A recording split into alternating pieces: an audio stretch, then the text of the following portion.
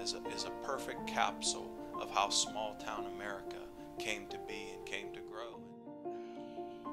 I think what is iconic about New Brighton is when you enter New Brighton, all the beautiful homes that lead up to the main street and the main street itself. It's just, New Brighton is just a beautiful community. My favorite building in New Brighton used to be the train station. It is now turned into the Merrick Art Gallery. It has an amazing art collection and is also part of our town's history. You know, what makes New Brighton special is its people.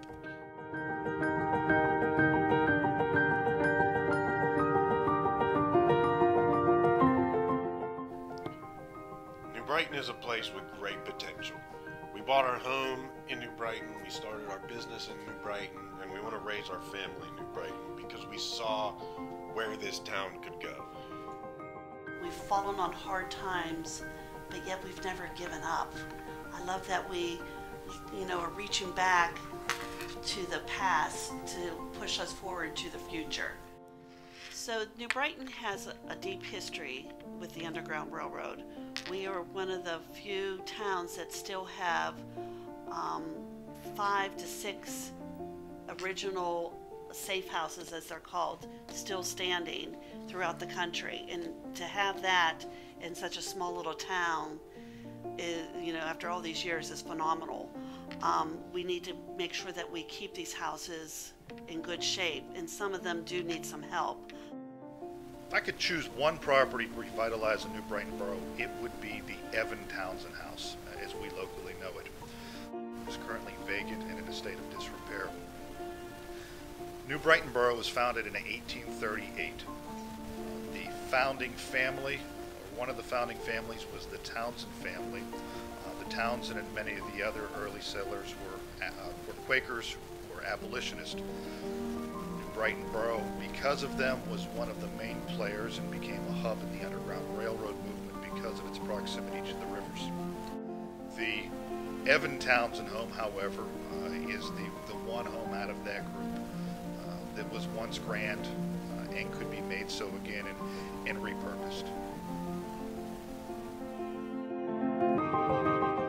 I believe New Brighton has some buildings that do need renovated, and one would be the one behind Foodland, the old Foodland. It's a beautiful building, and I think it's even on the historical books, but nothing has ever been done with it. I would like to see something done with that building. Well, if I had to do one in the commercial area, the one that I would do is where the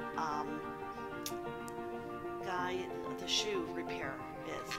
If you've ever stepped back and looked at that building, it is gorgeous. It has all of the detail in there, but it's fallen apart, and if we don't save that anytime soon, it's going to be gone. But that's the one that I would really love to save. I think about the old Red Cross building, and how it has such beautiful architecture, but it's really nothing right now, and I wish that it was something.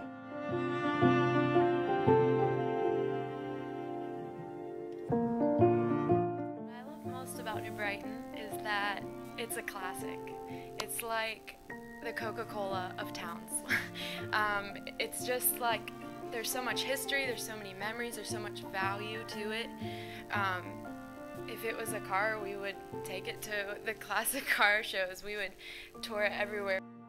I think you guys should select us because we need it. We need some help just stoking the fire of people everywhere. I think because it is a classic, I think we've kind of let it sit in the garage for a little bit and kind of collect dust, and so we need someone to put some new parts in, buff out the scratches, kind of add some fresh paint, and just remind us all of the value that's here. HGTV should choose New Brighton for its hometown takeover for a number of reasons. New Brighton's architectural landscape is unique and dates back to before its founding in 1838. New Brighton's story is similar to other towns, but at the same time, it is one of a kind. Can other towns say that they have 6 standing safe houses that were used in the Underground Railroad? and that Frederick Douglass spoke in their town, and at the same time had a female writer, Sarah Lippincott, living in our town while she wrote for the New York Mirror in the 1800s. Not to mention a father and son Major League Baseball connection in Tito and Terry Francona. And also for the past several years, we have had eagles nesting along our riverfront. I'm confident that the viewers of HGTV would be interested not only in our buildings, but also our story.